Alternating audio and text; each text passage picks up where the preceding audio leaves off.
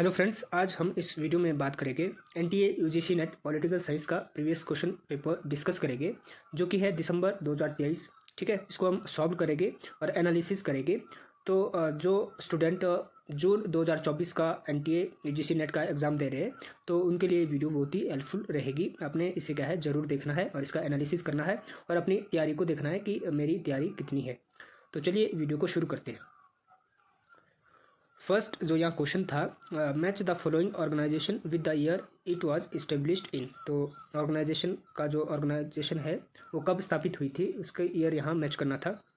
तो जो संघाई सहयोग संगठन है उसकी जो स्थापना है वो हुई थी 2001 में। ठीक है, 1 तो 1 यहाँ एक जगह था ऑप्शन नंबर 2 में। ब्रिक बनता है 2006 में और ब्रिक्स की जो स्थापना होती है वो होती है 2009 में। ठीक है, Brazil, Russia, India, China, south Africa.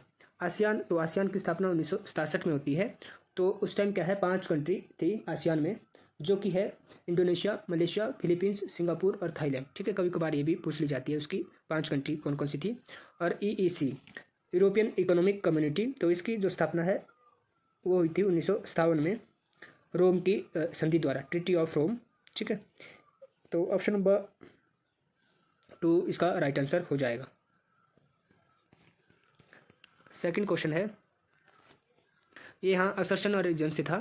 तो असर्शन है contracting out and public private partnership are now part of the reality of public service and decision making in many countries.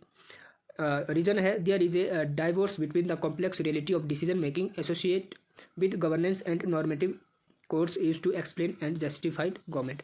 तो ये दोनों सही थे लेकिन इसका जो रीजन है वो गलत था। तो option number B both A and R correct but R is not the correct explanation of A. तो 2 इसका राइट आंसर था। क्वेश्चन नंबर 53 है the book capitalism socialism and development is authored by. तो ये लिखी गई थी जोसेफ शुम्पीटर के द्वारा 1942 में। ठीक है, तो ये डेट भी आपने याद रखनी है, कभी कभार ये भी पूछ ली जाती है। तो यहाँ क्वेश्चन था 54 पब्लिक अकाउंट कमेटी से कि which of the following is a right characters which of the composition of public account committee. तो option number A public account committee is compose of only Lok Sabha member, तो इसमें राज्यसभा के भी member होते हैं तो ये गलत हो जाएगी। 3 है public account committee is compose of 30 members. तो 30 नहीं, इसमें 22 मेंबर होते हैं जिसमें कि 15 लोकसभा से और 7 राज्यसभा से लिए जाते हैं। No member can be reelected to the public account committee, तो ये भी गलत थी क्योंकि किसी मेंबर को दोबारा भी इसमें शामिल कर सकते हैं, री इलेक्ट कर सकते हैं। ऑप्शन नंबर 2 इसका राइट आंसर था। Public account committee is annually elected, बिल्कुल हर साल बनती है। Body is accountancy with the principle of the proportional representation followed by the single transferable board system. तो ये बिल्कुल सही है। तो ऑप्शन नंबर 2 इसका राइट आंसर हो जाएगा। एरिस्टोटल से यहाँ क्वेश्चन पूछा गया था। Aristotle criticized popular rule on the ground the masses would resent the wealth of few and too easily fall under the sway of the following. तो option number 3 the demagogue इसका right answer था। 56 है arrange the following in a sequence the historical and conceptual present the concept of civil society. ठीक है, इसकी स्थापना कैसे होती है, इसका हिस्टोरिकल से प्रेजेंट टाइम तक का वो बताना था सीक्वेंस। तो इसका राइट आंसर था option number 3 CAEBD। Which year did prime minister Manmohan Singh visit China. तो 2008 में ये चाइना की यात्रा की थी इन्होंने। यह किसने कहा था कि मनु धर्म की राजव्यवस्था का वास्तविक मानदंड है।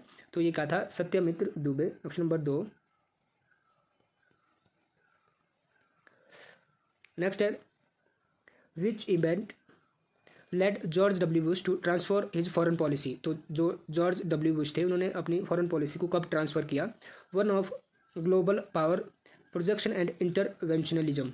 तो जब 9/11 की जो घटना होती है, ठीक है, जो कि 11 सितंबर 2001 को होती है, उसके बाद क्या है उन्होंने अपनी फॉरेन पॉलिसी में चेंज किया, ट्रांसफ़र की और आतंकवाद के विरुद्ध नारा दिया था। ठीक है, ऑप्शन नंबर 2 इसका राइट आंसर था। 60 है administration in developing countries the theory of the prismatic society. तो प्रिज्मेटिक सोसाइटी की बात करते हैं फ्रेड डब्ल्यू रिक्स। ठीक है, वो 3 तरह की सोसाइटी की बात करते हैं, फ्यूज्ड सोसाइटी, डिफ्रैक्टेड सोसाइटी। ठीक है, और इसका इन दोनों का मिक्सचर रूप होता है प्रिज्मेटिक सोसाइटी, फ्यूज्ड, डिफ्रैक्टेड और प्रिज्मेटिक सोसाइटी। ठीक है, तो ये आपने कॉन्सेप्ट इनका पढ़ लेना है। एडमिनिस्ट्रेटिव बिहेवियर की बात करते हैं हर्बर्ट साइमन। तो 1 का 3 2 का ए, तो ऑप्शन नंबर 3 इसका राइट था। सी है the dynamic of public administration guideline to current transformation in theory and practice, तो सी का 2 Gerald E Caiden. The human problem of an industrial civilization, तो एल्टन मेयो। डी का 4 इसका right answer था, तो option number 3 इसका सही है। निम्नलिखित में से कौन से तर्क दक्षिणपंथी बलों से संबंधित हो सकते हैं? तो फ्रेंड्स, अगर आपने आइडियोलॉजी पढ़ी होगी तो 3 तरह की आइडियोलॉजी होती है, ठीक है। राइटिस्ट, लेफ्टिस्ट और मॉडरेट, ठीक है।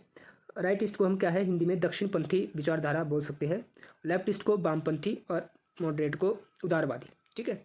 तो जो राइटिस्ट होते हैं वो क्या है, जो उनके वैल्यूज होते हैं, ट्रेडिशनल होते हैं, इंस्टीट्यूशन होते हैं, ठीक है, उसमें वो किसी भी प्रकार की छेड़छाड़ की बात नहीं करते। वो बोलते हैं कि हमें इस पर गर्व होना चाहिए अपने ट्रेडिशनल पर, वैल्यूज़ पर, और हमें इसे किसी भी प्रकार की इसमें रेडिकल चेंज की वो बात नहीं करते, ठीक है, क्रांतिकारी परिवर्तन की बात नहीं करते।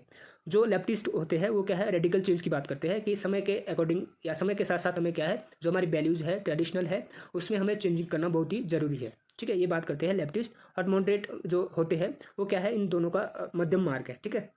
वो बोलते हैं कि ना तो हमें ज़्यादा रेडिकल होना है और ना ही ज़्यादा हमें ट्रेडिशनल वैल्यू को महत्व देना, हमें क्या है मध्यम मार्ग अपनाना है।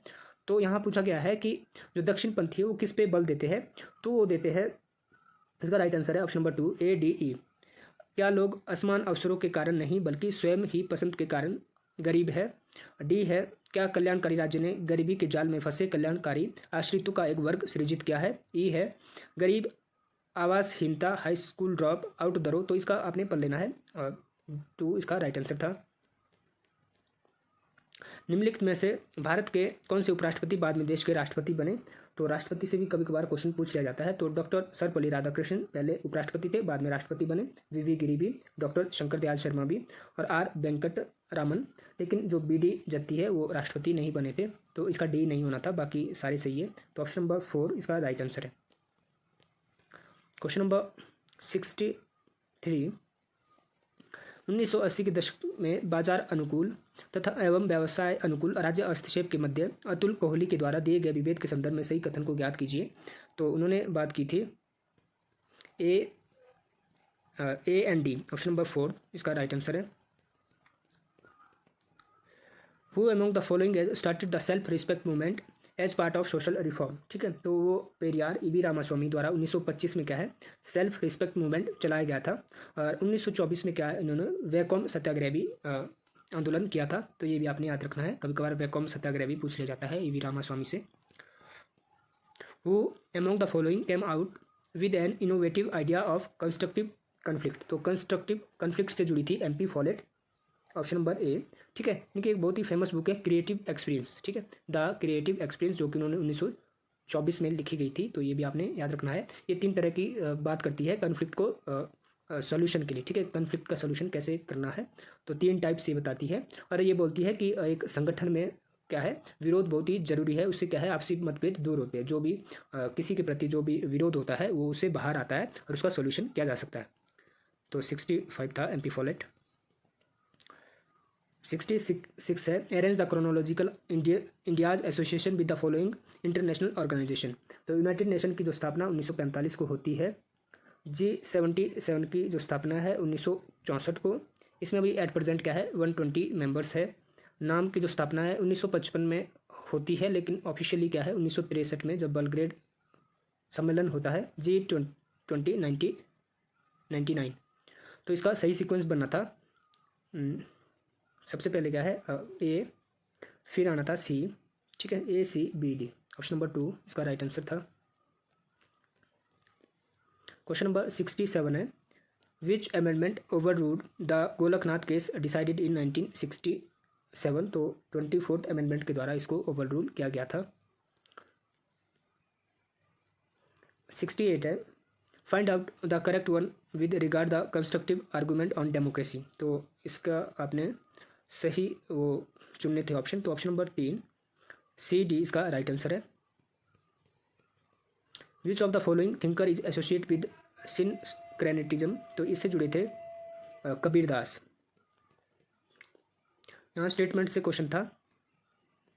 स्टेटमेंट 1 थी the transformation of India's economy has not been a as dramatic as the post of communist country in eastern Europe. Second statement थी, India has produced growth rate as high those of China in 2010। तो 2010 में China, India की जो growth rate है वो China से अधिक नहीं थी, तो ये गलत हो जाएगा। स्टेटमेंट 1 क्या है, सही है, तो ऑप्शन नंबर 3 इसका राइट हो जाएगा। स्टेटमेंट 2 रॉन्ग है। यहाँ the concept of the accountability has got the following characteristics. तो 71 का जो राइट आंसर था, अकाउंटेबिलिटी प्रतिबद्धता से यहाँ क्वेश्चन था, तो इसकी क्या विशेषता होती है, तो ऑप्शन नंबर 4 ए और बी इसका राइट आंसर होना था। Find out the following books written by Mahatma Gandhi given below. तो महात्मा गांधी ने क्या है, कंस्ट्रक्टिव प्रोग्राम 1941 में शुरू किया था, और हिंद स्वराज इन्होंने बुक लिखी थी 1909 में। ठीक है, तो बी और ई इसका राइट हो जाएगा। वाई सोशलिज्म ये बुक है जेपी नारायण की, और मॉडर्न इंडिया तो ये लिखी थी बिपिन चंद्र द्वारा 2001 में। ठीक है, तो इसका राइट आंसर हो जाना है B and E, option number 4। List 1 को लिस्ट 2 के साथ मैच करना है, तो साइंटिफिक मैनेजमेंट थ्योरी, तो इसका राइट आंसर है ए। तो ये है, government should be constantly engaged in improving quality of its programme and service and they dearly adjusting with the demands. तो ये आपने सॉल्व कर लेना है। New public management human relations theory क्या बताती है, rational decision making theory. Question number 74 है, which of the following statement explain Bhikhu Parekh concept of human nature के बारे में भिखु पारेख का यहाँ स्टेटमेंट पूछी गई थी, तो इसका राइट आंसर है 3 ए बी डी। ठीक है, ये मल्टी कल्चरलिज्म से जुड़ी है, बिल किमलिका और भिखु पारेख। ठीक है, तो आई थिंक आपको इनका कॉन्सेप्ट पता होगा। Choose the following correct statement for the following, तो इसका जो राइट आंसर है वो है ऑप्शन नंबर 4 ए सी डी। ठीक है, बी यहाँ रॉन्ग आंसर है। तो इवन चार्टर से यहाँ क्वेश्चन पूछा गया था कि इनके आर्टिकल यहाँ दिए गए थे, तो 75 का राइट आंसर है डी। 76 है, the choose the correct statement given below.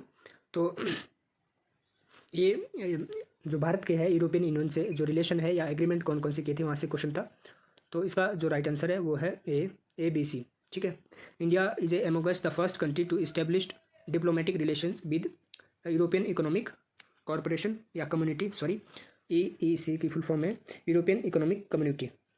The bilateral relationship was upgrade to strategic partnership in 2004।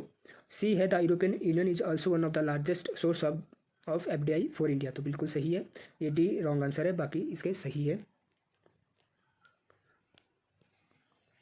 Question number 77 है, भारत ने किस देश के साथ शांति और समृद्धि के लिए रणनीतिक और सहयोगात्मक भागीदारी विकसित करके स्थायी शांति और साझा समृद्धि वाले समरसतापूर्ण विश्व के निर्माण को बढ़ावा देने के लिए एक घोषणा पत्र हस्ताक्षरित किए थे। तो देखो यहाँ जो पंचशील हुआ था, यहाँ से कैसे घुमा फिरा के आपसे क्वेश्चन पूछा गया है। तो ये पंचशील समझौता था जो हमने चाइना के साथ किया था 1954 में, पंडित जवाहरलाल नेहरू भारत के प्रधानमंत्री और चाइना के जो प्रधानमंत्री है वो चाउ मिन लाई। तो ऑप्शन नंबर 2 यहाँ से राइट आंसर था इसका। क्वेश्चन नंबर 78 है, who fall among the following thinker are associate with participatory democracy. तो जो हैबरमॉस है ये जुड़े हैं, ये बात करते हैं वैधता का संकट। ठीक है, तो CB मैकफर्सन इससे जुड़े हैं, तो ये डी नहीं होना था, तो डी 2 जगह था, तो इसका राइट आंसर हो जाएगा ACE, ऑप्शन नंबर 3। ठीक है,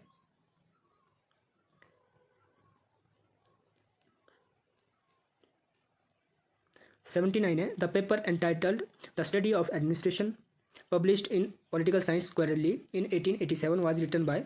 तो जो पब्लिक एड के फादर है, पब्लिक एडमिनिस्ट्रेशन, वुडरो विल्सन, तो उनके द्वारा ये लेख लिखा गया था 1887 में। वहीं से क्या है, पब्लिक एडमिनिस्ट्रेशन की शुरुआत होती है, तो ये आपने याद रखना है। इसका राइट आंसर था 2।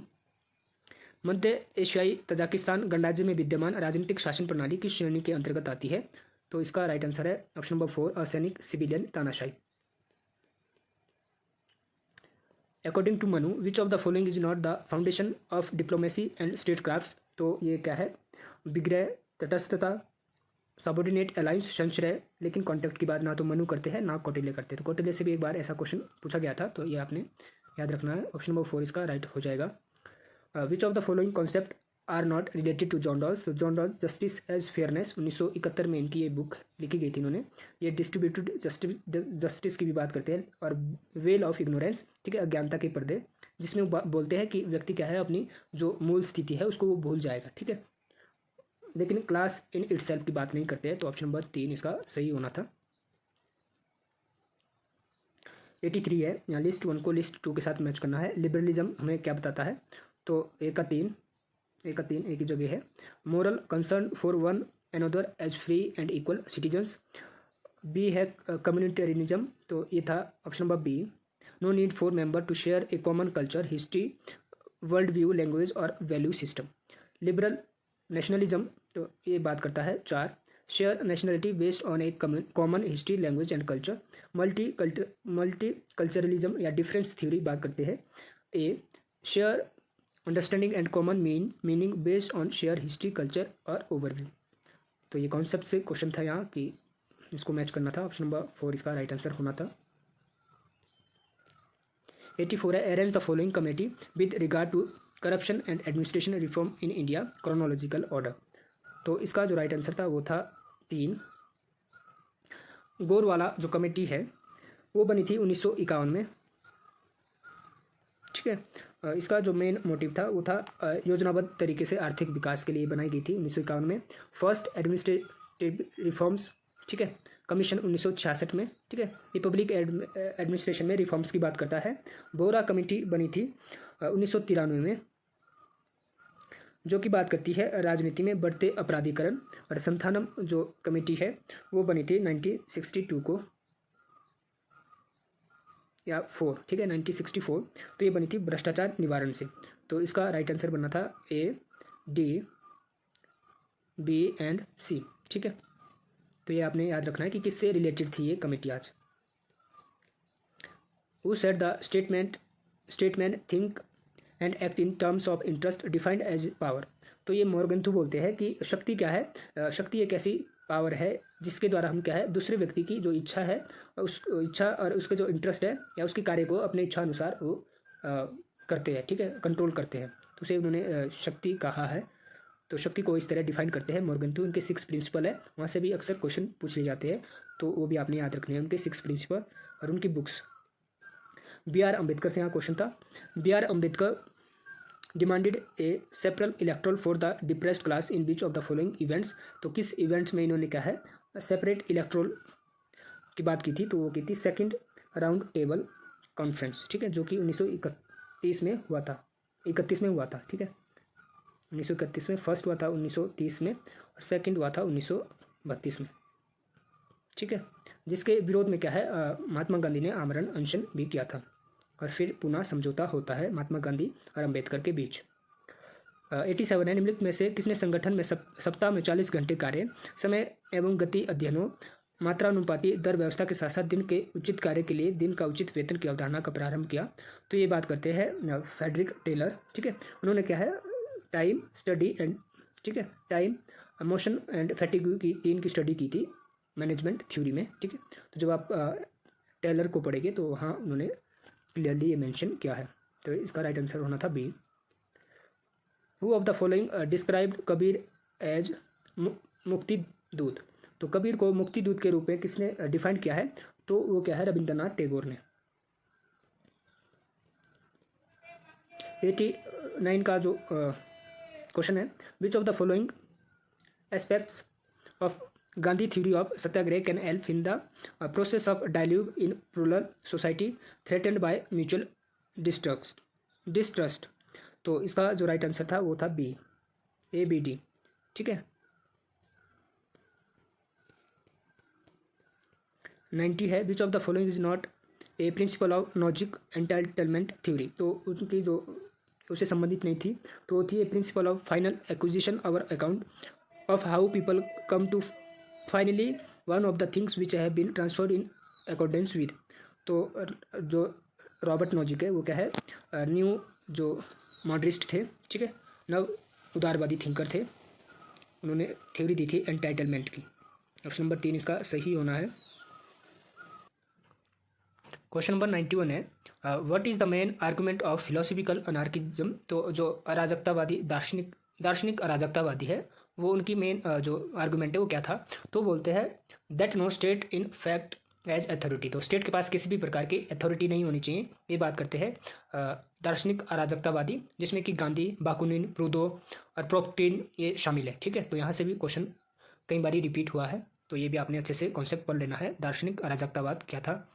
नेक्स्ट है find out the agreement accord sign between Indian government and its provincial regional organization given below in ascending order.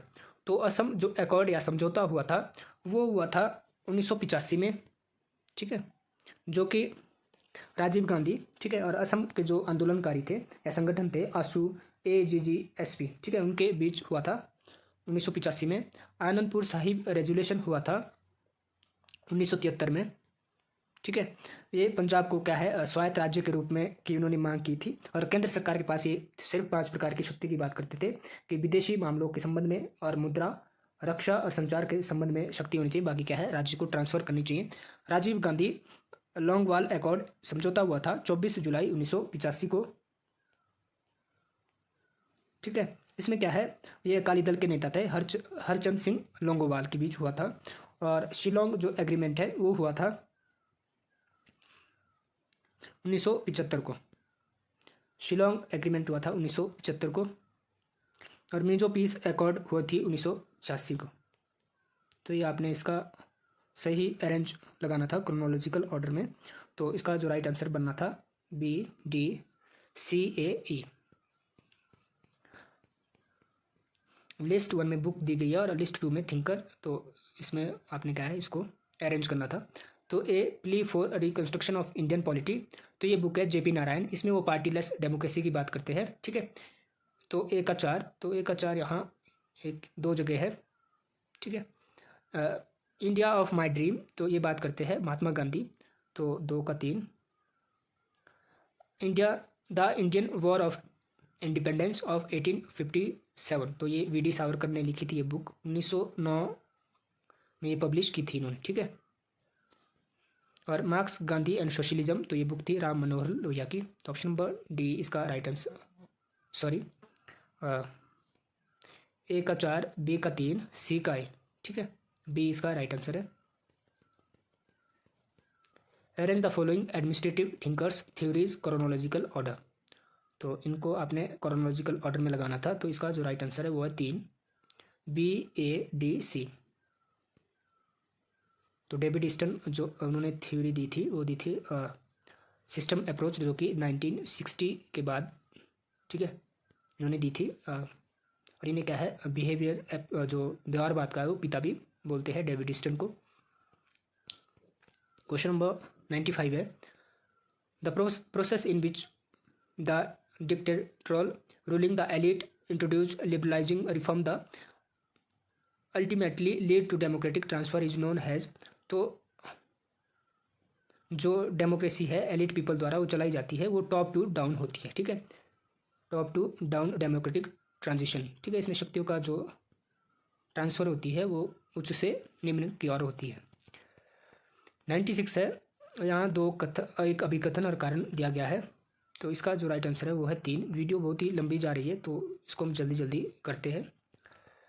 97 है, संविधान सभा को सलाह देने हेतु बनाया गया प्रांतीय भाषा आयोग किस नाम से लोकप्रिय था, तो वो था दर आयोग। तो पंडित जवाहरलाल नेहरू ने 1948 में इसकी स्थापना की थी, और आंध्र प्रदेश पहला राज्य बना था भाषा के आधार पर। ठीक है, मेनन जो आयोग था, तो जो मेनन आयोग है वो हायर एजुकेशन से संबंधित था। ठीक है, मुखर्जी आयोग था 2005 में बना था, तो जो नेताजी सुभाष चंद्र की रहस्य में जो मृत्यु हुई थी उसके लिए बनाया गया था मुखर्जी आयोग। तो ये भी आपने याद रखना है, ये थोड़ा इम्पोर्टेंट था। Who found 8 district meaning to the term balance of power, तो ये दी थी अर्नेस्ट बी हास ने। निम्नलिखित में से सही कथनों को चुनिए, तो इसका राइट आंसर था ऑप्शन नंबर 2। 1 अप्रैल 1950 को भारत चीन के साथ राजनयिक संबंध स्थापित करने वाला पहला गैर समाजवादी समूह का देश था, तो बिल्कुल सही। सी था द्विपक्षीय संबंधों में सुधार का चरण 1988 में शुरू हुआ, बिल्कुल चाइना के साथ क्या है राजीव गांधी ने 1988 में यात्रा की थी, वहाँ से होता है। राजीव गांधी ने भारत के प्रधान मंत्री के तौर पर 1993 में चीन का दौरा किया था, तो ये गलत है। 1988 में किया था उन्होंने। और प्रधानमंत्री नेहरू ने अपने कार्यकाल के दौरान कभी भी वो चाइना नहीं गए थे, तो ये भी गलत है, वो गए थे चाइना अपने टेन्योर में। तो ऑप्शन नंबर बी इसका राइट आंसर होना है। क्वेश्चन नंबर 100 है, ICT जो आधारित ई गवर्नेंस के संबंध में निम्नलिखित में से कौन सा कथन सही नहीं है। तो ई गवर्नेंस से क्या होगा कि जो ई गवर्नेंस से सरकार के खर्च या लागत में कमी आएगी, तो ये बिल्कुल सही है, ये सही है। ई गवर्नेंस से सरकार की पारदर्शिता में कमी आती है, तो ये तो गलत है, ये कमी नहीं, इसमें वृद्धि होती है। ई गवर्नेंस से नागरिक निवेश प्रयास का सरकार में वृद्धि करती है, तो ये भी सही है। ई गवर्नेंस में नौकरशाही लाल फीताशाही में वृद्धि होती है, तो ये गलत है। तो यहाँ गलत पूछा गया था, तो बी एंड डी इसका गलत है। तो ऑप्शन नंबर 2 इसका राइट आंसर हो जाएगा। In his book administration in developing countries the theory of the prismatic society रिक्स मेंशन्ड द फॉलोइंग पॉइंट्स। तो उसमें कौन कौन से पॉइंट्स उन्होंने मेंशन किए हैं, तो ABD, ठीक है। आपने रिक्स के जो प्रिज्मेटिक सोसाइटी का कॉन्सेप्ट है वो पढ़ लेना है। 102 है, UK में किसी राष्ट्रीय कार्यक्रम में सिटीजन चार्टर किस वर्ष शामिल और क्रियान्वित किया गया था। तो जो सिटीजन चार्टर होता है, यहाँ से भी अक्सर क्वेश्चन पूछा जाता है, वो एक ऐसा लिखित दस्तावेज होता है जिसमें निश्चित सीमा के अंतर्गत क्या है, गुणवत्तापूर्ण सेवा उपलब्ध करवाई जाती है, या नागरिकों को उनके जो राइट्स है, उनकी जो ड्यूटीज़ है, उससे अवगत करवाया जाता है, तो उसे बोलते हैं सिटीजन चार्टर। तो यहाँ पूछा गया है ब्रिटेन में कब ये बना था। तो 1991 में ब्रिटेन क्या है, इसका फाउंडर है, ठीक है। ब्रिटेन के द्वारा इसकी शुरुआत की गई थी सिटीजन चार्टर की। तो इंडिया का आपने याद रखना है। तो भारत में क्या है, 1996 में जो सिटीजन चार्टर है वो लागू किया गया था, ठीक है। तो यहाँ से भी कई बार क्वेश्चन रिपीट हुआ है या पूछा गया है, तो सिटीजन चार्टर भी आपने याद रखना है। निम्नलिखित में से कौन सा कथन महात्मा गांधी से संबंधित नहीं है। तो महात्मा गांधी से संबंधित नहीं है A, B, C and E, ठीक है, ये कोई नहीं है। लेकिन महात्मा गांधी क्या बोलते हैं, पागल लोगों की दुनिया में समझदार होना अपने आप में एक प्रकार का पागलपन है। बाकी ये कोई भी स्टेटमेंट उनसे रिलेटेड नहीं है। Who wrote the book the management task responsibilities practices. तो ये बुक है पेटर ड्रकर की। 105 है, भारत के संविधान के किस अनुच्छेद के तहत राज्य विधानमंडल को ऐसे विधानमंडल के लिए निर्वाचनों के संबंध में उपबंध करने की क्षमता प्राप्त है। तो वो है आर्टिकल 228। असफल राज्य के संबंध में निम्नलिखित में से कौन से कथन सही है। फेल्ड जो स्टेट है वो सही है, 4 AB, ठीक है। सेरा लियोन एक असफल राज्य है, और असफल राज्य वह कार्य नहीं कर पाता जो उसे राज्य के रूप में परिभाषित करते हैं। Question number 107, what is the correct about the qualification and appointment of the governor. तो वो क्या है, सिटीजन होना चाहिए भारत का, उसकी एज क्या है 25 नहीं 30 होनी चाहिए। He is the appointment by the prime minister. तो प्राइम मिनिस्टर के द्वारा वो अपॉइंट नहीं किया जाता है, वो राष्ट्रपति के द्वारा किया जाता है, राज्यपाल को। तो ही holds the office of governor for a term 6 year के लिए नहीं, ये कभी भी उनको पद से हटाया जा सकता है। He resign from his office by writing under his hand address to the prime minister. तो ये भी गलत है, ठीक है। तो ऑप्शन A ओनली इसका राइट आंसर हो जाएगा। निर्वाचक प्रणाली से संबंधित शब्दावली और इसके जो एक्सप्लेनेशन है ये पूछी गई थी। सार्वजनीन मताधिकार बहुमत निर्वाचन प्रणाली, एक दलीय सदस्य जिला बहुमत प्रणाली और वैकल्पिक मत प्रणाली। तो इसका राइट आंसर होना था A। Who among the following thinker is not associate with feminist theory. तो सुसान संतोग इससे संबंधित नहीं थी। बाकी कैरोल पेटमैन, मार्था नुसबम और जूडिथ बल्टन ये संबंधित है। Which of the following is not the key elements of the direct democracy. तो डायरेक्ट डेमोक्रेसी का जो की एलिमेंट नहीं है तो वो नहीं है C, फ्लिप बस्टिंग। बाकी सही है रेफरेंडम, रिकॉल और प्लेबिसाइट। 111 है, यहाँ असस्टन और रीजन से है। India has historical been deemed a safe haven for refugees. तो बिल्कुल सही है। तो इतिहास है इंडिया का कि रिफ्यूजीज के लिए ये क्या है, एक हेवन की तरह है, स्वर्ग की तरह है।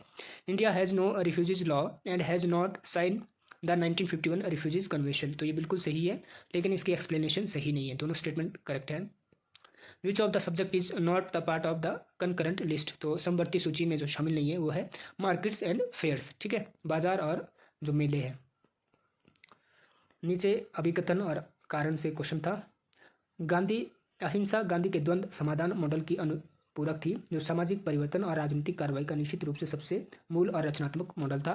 कारण है यह राजनीतिक सिद्धांत धीरे धीरे राष्ट्रीय आंदोलन की एक प्रमुख विचारधारा बन गया जिसमें गांधी सर्वोपरि थे। तो बिल्कुल सही है, जो गांधी द्वारा अहिंसा जो आंदोलन वो शुरू किया गया था, ठीक है, उसमें क्या है, सोशल जो रिफॉर्म्स थे, चेंजिंग थे, उससे क्या हुआ, ये एक्सप्लेनेशन सही है कि ये आंदोलन क्या है, धीरे धीरे राष्ट्रीय आंदोलन बन गए और उसके प्रमुख जो विचारक थे वो महात्मा गांधी बन गए।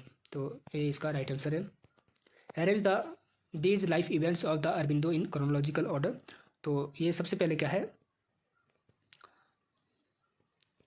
इसका 4 राइट है। सी, वो सबसे पहले उनके फादर उन्हें क्या है, इंग्लैंड ले जाते हैं और इंग्लैंड में क्या है, वो क्लियर करते हैं ICS, Indian civil service exam. फिर उसके बाद वो क्या है, become the vice principal of Baroda college, ठीक है। फिर उसके बाद a attend the Banaras session of the Congress. फिर अरेस्ट होते हैं वो अलीपुर बम केस के मामले में। तो ऑप्शन नंबर 4 इसका राइट आंसर होना था। 115 है, which of the following is not according to Bhikhu Parekh a question usually ignored by Indian political thought. तो पॉलिटिकल इकोनॉमी नहीं है, बाकी सही है। भिखू पारिक से यहाँ सेकंड क्वेश्चन पूछ लिया गया है। लिस्ट 1 को लिस्ट 2 के साथ मैच करना है। तो एक्सट्रीमली फेडरल की बात करते हैं पॉल एपलेबी। क्वासी फेडरल तो वो बात करते हैं KC वेयर।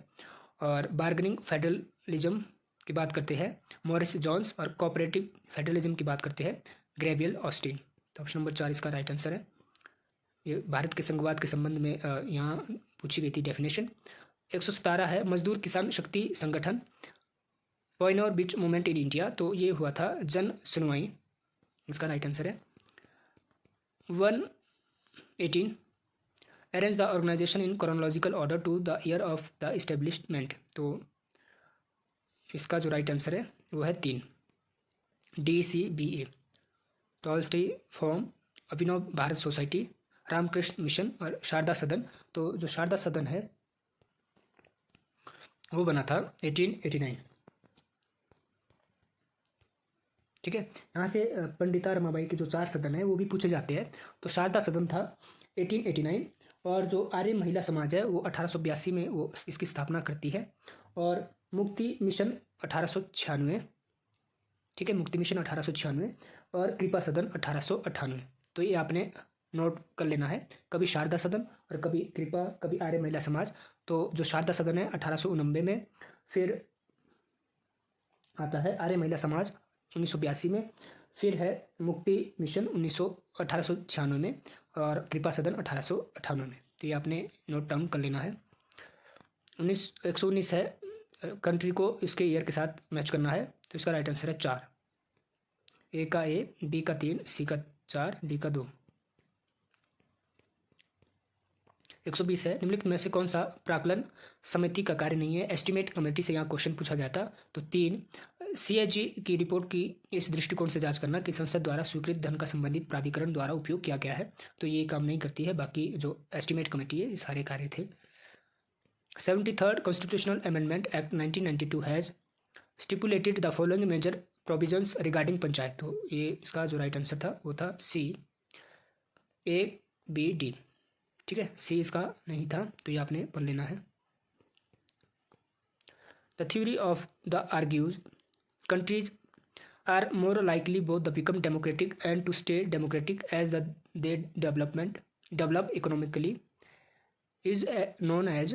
तो वो होती है classic modernisation theory. Satyashodhak Samaj was founded by. तो ये ज्योतिबा राव फुल्ले द्वारा 1873 में इसकी स्थापना की थी, सत्यशोधक समाज की, ठीक है।